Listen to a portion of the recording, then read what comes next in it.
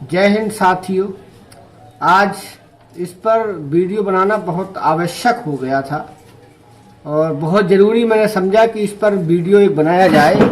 जो लोगों के पास डिफिशेंसी का मैसेज आ रहा है और हालांकि उसमें उनकी कोई कमी है नहीं, लेकिन फिर भी सीआरसी द्वारा कमियां बताई जा रही हैं। उन्हीं में से एक का मेरे पास ये मैंने प्रिंट करके रखा है, डिफिशेंसी वाला, जो सीआरसी ने इसको अपलोड किया है। अब इन्होंने इसमें क्या लिखा है मैं आपको पूरा पढ़ के सुनाता हूँ। आप लोग वीडियो में बने रहिए और अगर चैनल पर नए हैं तो प्लीज़ चैनल को सब्सक्राइब कर लीजिए, क्योंकि हम आपके लिए ऐसी ही जानकारी भरी वीडियो लेकर आते रहते हैं। ये लेटर में लिखा है कि विषय रिट याचिका संख्या 2022-191 IAS संख्या 2023 का 56-308 में माननीय उच्चतम न्यायालय के दिनांक 29/3/2023 के आदेश के अनुपालन में सहारा समूह की सहकारी समितियों के प्रमाणित जमाकर्ताओं के वैध बकाया के भुगतान के संबंध में, जबकि सहारियन यूनिवर्सल मल्टीपर्पज सोसाइटी लिमिटेड में खाता संख्या ये है, जमाकर्ता का नाम ये है, उक्त समिति से रिफंड की मांग के लिए इस प्रयोजन हेतु विकसित पोर्टल के माध्यम से सदस्यता संख्या ये है, आवेदन संख्या आपकी ये है, द्वारा आवेदन प्राप्त हुआ है। जबकि माननीय उच्चतम न्यायालय ने पिनाक पाली मोहंती बनाम सहकारिता मंत्रालय के माध्यम से भारत संघ रिट याचिका 2022-191 में हस्ताक्षेप प्रार्थना पत्र 2023 का 56-308 मामले में अन्य बातों के साथ साथ निम्नलिखित निर्देश दिया है। जबकि माननीय उच्चतम न्यायालय के उपरोक्त वर्णित निर्देशों के अनुपालन में सहारा समूह की समितियों अर्थात सहारा क्रेडिट कोऑपरेटिव सोसाइटी, सहारियन यूनिवर्सल, हमारा इंडिया और स्टार मल्टीपर, अब इसके बाद सामूहिक रूप से सहारा समूह की सहायक समिति रूप में संदर्भित के जब प्रमाणिक जमाकर्ताओं को धनराशि के संवितरण के प्रयोजन के लिए एक ऑनलाइन पोर्टल विकसित किया गया है।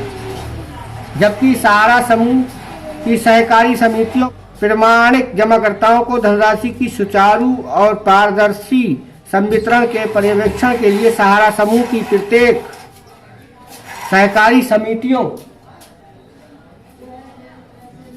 के लिए विशेष कार्यधारियों को की नियुक्ति की गई है। रिफंड की ये संपूर्ण प्रक्रिया भारत के माननीय उच्चतम न्यायालय द्वारा नियुक्त माननीय न्यायाधीश सेवानिवृत्त आर सुभाष रेड्डी पर्यवेक्षण निगरानी में श्री गौरव अग्रवाल न्याय मित्र की सहायता से एवं उनके द्वारा अनुमोदित सुभाष रेड्डी के पर्यवेक्षण व निगरानी में श्री गौरव अग्रवाल न्याय मित्र की सहायता से एवं उनके द्वारा अनुमोदित मानक संचालन प्रक्रिया SOP के अनुसार की जा रही है।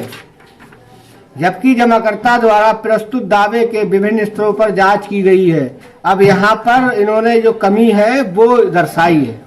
अभी तक तो ये खाली बकवास कर रहे थे, सारी कहानी लंबी चौड़ी चौड़ा रहे थे।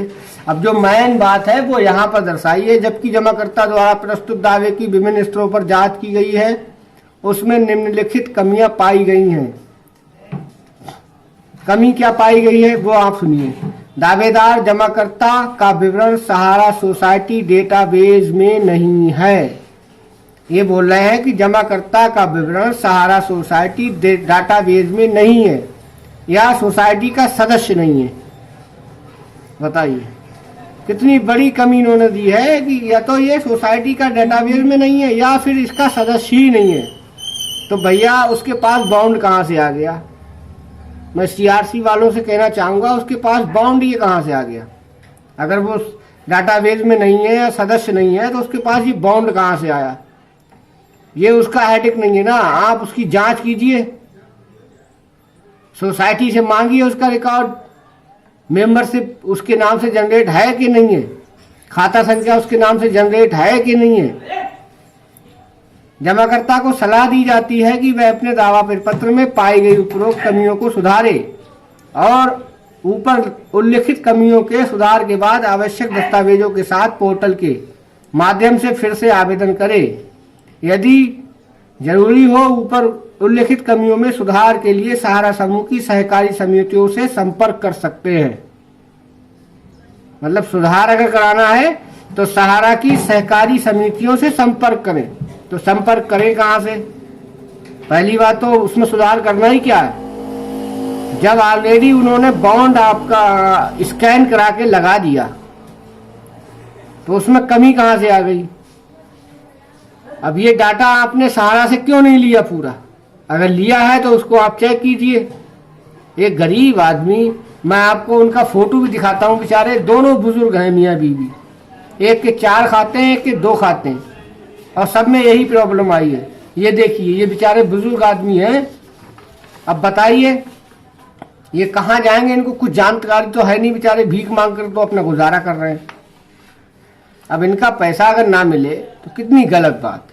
ऐसे हजारों करोड़ों लोग हैं हमारे देश में जो सहारा इंडिया में जिनका पैसा फंसा हुआ है, ऊपर से सीआरसी वाले उनको इस तरह से परेशान कर रहे हैं।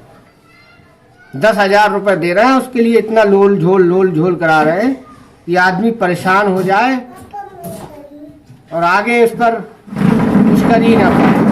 अगर आपको पैसा नहीं देना तो साफ मना कर दीजिए कि हम पैसा नहीं दे पाएंगे भैया,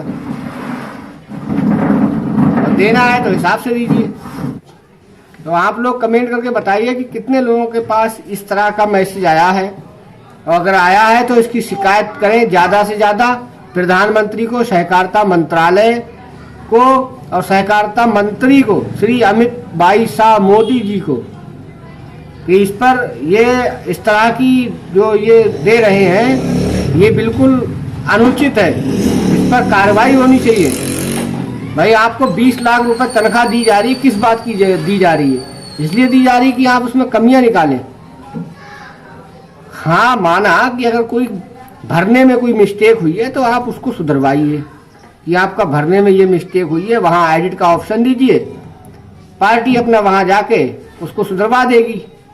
बाकी का आप कुछ लोगों के पास पैन कार्ड की समस्या आ रही है, फाइल मांगा जा रहा है अब से 5 साल पहले का या 8 साल पहले का, तो वो रिटर्न फाइल कहाँ से लाएगा? हमको ये बताओ। उसने 1-1 लाख 2-2 लाख रुपए इकट्ठा तो जमा किया नहीं। अगर किसी के पास 50 कागज है, अब वो 10 लाख रुपए का कागज है, तो उसने एक बार में तो जमा किया नहीं है। और पहली बात तो ये सीआरसी वालों का काम नहीं है ना, आप 10,000 रुपए में किसी से टैक्स की इंफॉर्मेशन कैसे मांग सकते? ये तो इनकम टैक्स वालों का डिपार्टमेंट का ये काम है। आपके पास जब ऑलरेडी उसने पैन कार्ड लगा दिया, अब आपको ये चाहिए कि उसका वेरीफाई करके उसको पैसा उसके खाते में कराएं और उसकी जानकारी आप इनकम टैक्स को भेज दें। इनकम टैक्स जाने और जमा करता जाने, वो उसको जवाब देता रहेगा, आप उसका पैसा तो दीजिए कम से कम। तो कितने लोग मेरी इस बात से सहमत हैं? कमेंट करके बताएं और इस वीडियो को ज़्यादा से ज़्यादा शेयर करें ताकि ये सीआरसी वाले अपनी इस कमी को दूर करें। और ये बहुत बड़ी कमियां ये आप इसमें दर्शा रहे हैं। इस तरह की कमियां दर्शाना अच्छी बात नहीं है, किसी गरीब आदमी को परेशान करना। और मेरी आप सभी से गुजारिश है कि अगर आप हमारे चैनल पर नए हैं तो प्लीज़ चैनल को सब्सक्राइब कर लीजिए। चलते हैं, मिलते हैं आपसे नेक्स्ट वीडियो में, तब तक के लिए धन्यवाद।